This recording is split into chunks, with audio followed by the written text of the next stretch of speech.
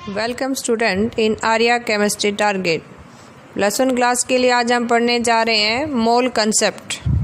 मोल means क्या होता है? ए हीप और ए पाइल, यानी किसी चीज़ का एक ढेर, एक group.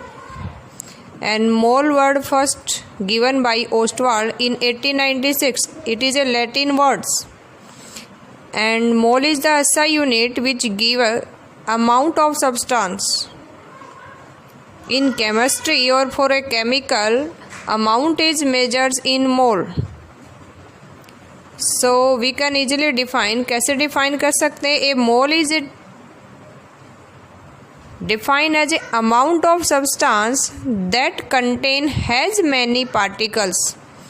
Has there are total number of atoms present in 12 gram of carbon 12 isotopes. हम ये कह सकते हैं कि 1 मोल इक्वल टू क्या है? Total number of atom present in 12 gram of carbon 12 atom. हम मास स्पेक्ट्रोमीटर से कैलकुलेट कर सकते हैं और कैलकुलेट किया गया है कि मास of 1 carbon atom is 1.99 into 10⁻⁻23 gram. Carbon 12 isotopes के एक कार्बन एटम का मास है 1.99 इंटू 10⁻⁻23 ग्राम। किसी भी एक एटम का कोई भी एलिमेंट हो, उसका मास कैलकुलेट किससे कर सकते हैं? एक्सपेरिमेंटली हम मास स्पेक्ट्रोमीटर से। हमने कार्बन के 12 आइसोटोप्स का कैलकुलेट कर लिया, उसी से को रिलेट करके उसको रेफरेंस मान के हम बाकी एलिमेंट के एटम का मास कैलकुलेट कर सकते हैं। जैसे total number of atom present in 12 gram of carbon 12 atoms क्या हो जाएगा? 12 ग्राम अपॉन 1.99 इंटू 10⁻⁻23 ग्राम। तो हमें एक कॉन्स्टेंट नंबर मिलता है, एक संख्या मिलती है, that is 6.022 into 10⁻23 and that constant term और number is known as Avogadro's number. And 1 mole always contain 6.022 into 10⁻23 particles, and these particles may be atom of any element, molecule or electrons, protons, ion and any substance, whether is atom, ion, molecules, electron, proton, neutrons. If it 1 mole, then it contain Avogadro's numbers. And value of Avogadro's number is 6.022 into 10⁻23। जैसे for example करते हैं, आपको कह दिया कि 1 mole of hydrogen atom, तो भी उसमें कितने हाइड्रोजन के एटम होंगे? एवोगैड्रोस। आपको कह दे कि 1 मोल ऑफ CO2 मॉलिक्यूल है, तो भी CO2 के कितने मॉलिक्यूल होंगे? एवोगैड्रोस।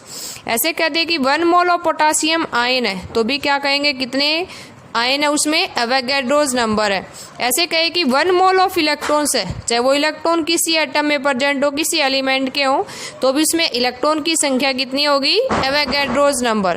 तो हम सिंपली क्या कर सकते हैं कि 1 AMU means atomic mass unit equal to क्या हो जाएगा? 1/12 of the mass of carbon 12 atom. और एक AMU का अगर ग्राम में हम वैल्यू देखें तो कितनी है? 1.66 इंटू 10⁻⁻24 ग्राम। तो हम डिफाइन कर सकते हैं कि atomic masses of an element carbon 12 atom is taken as reference atom and mass of 1 carbon atom is exactly 12 AMU। ऐसे किसी भी एलिमेंट के एटम का मास हम कैलकुलेट कर सकते हैं, किससे रिलेट करके? कार्बन 12 आइसोटोप्स ऑफ कार्बन से। जैसे एटॉमिक मास हमें निकालना है, इस एटॉमिक मास को बोलेंगे रिलेटिव एटॉमिक मास, क्योंकि हम विद रिलेटेड टू कार्बन 12 निकालते हैं उसको रिफरेंस मान के। जैसे हम कहें कि एटॉमिक मास या रिलेटिव एटॉमिक मास निकालना है, तो क्या फॉर्मूला यूज करेंगे? मास of 1 atom of an element. जिस भी एलिमेंट का निकालना है हमने मास, उसका पुट करेंगे मास of 1 atom of an element upon 1/12 of mass of carbon 12 atom. और सिंपली कह सकते हैं हम एटॉमिक मास क्या हो जाएगा? मास of 1 atom divided by 1 AMU। और 1 AMU की वैल्यू हमें ग्राम में पता है कितनी है, 1.66 इंटू 10⁻⁻24 ग्राम।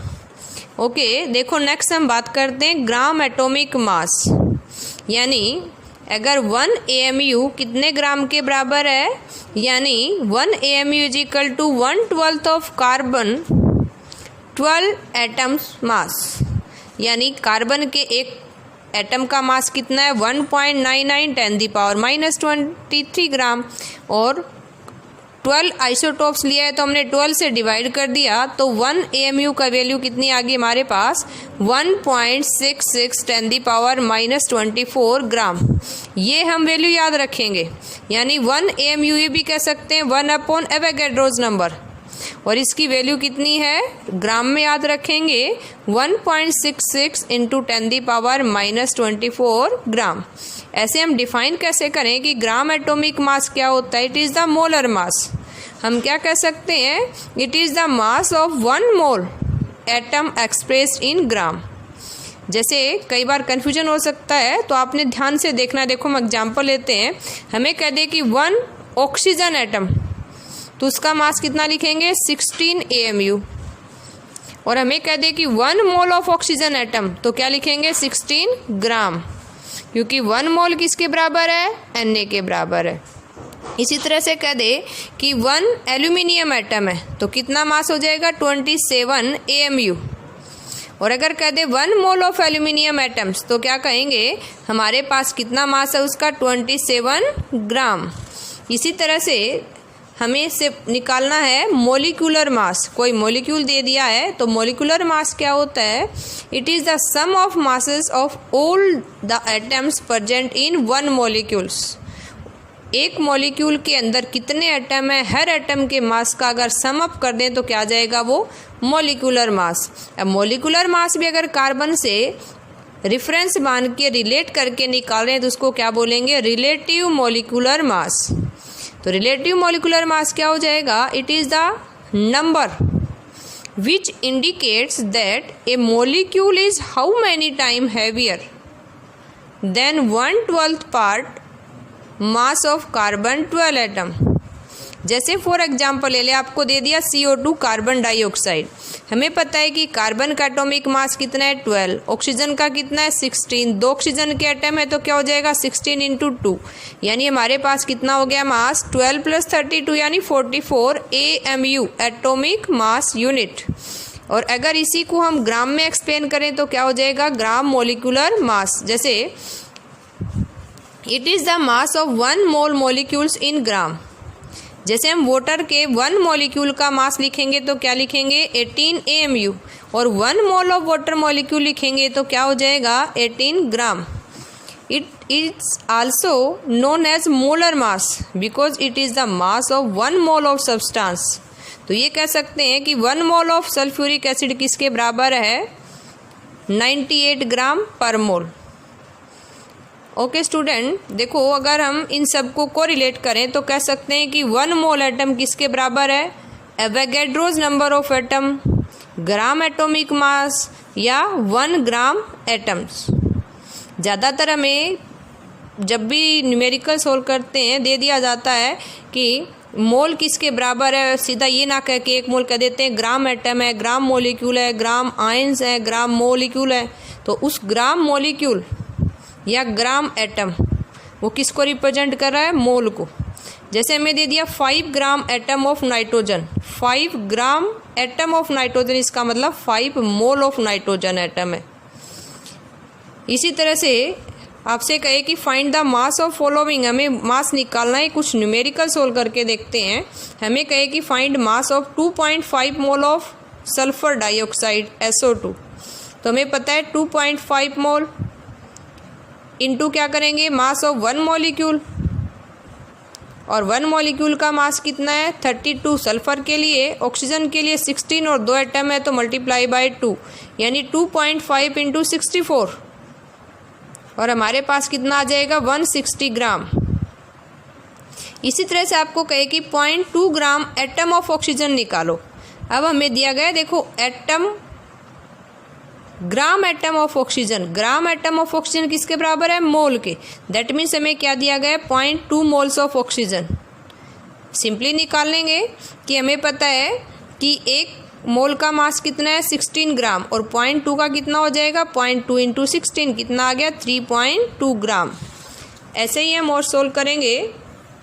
ये आप करके देख लें कि 5 gram ion of sodium ion, तो 5 gram ion means 5 moles of sodium ion, और एक सोडियम का मास कितना है? 23। और चार्ज से मास का कोई फर्क नहीं पड़ता है क्योंकि इलेक्ट्रॉन के लूज एंड गेन से प्लस माइनस चार्ज आ रहा है। इसी तरह से आप निकालेंगे 2 ग्राम मॉलिक्यूल ऑफ शुगर।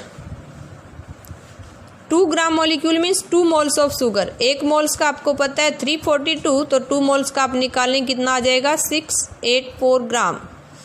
ऐसे आपको प्रोवाइड है 1 gram molecule of copper sulphate 5s2।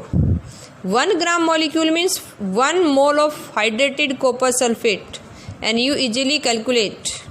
तो सॉर्ट आउट करके एट द समरी हम क्या कह सकते हैं कि amount of substance that have mass equal to its gram atomic mass और gram molecular mass that is moles. इसके ऊपर आपने बहुत सारे न्यूमेरिकल करके देखने हैं और भी ऑन सेल्फ। फिर भी कोई डाउट हो तो पूछ लेना है और इसको कॉपी में नोट डाउन करना है। ओके।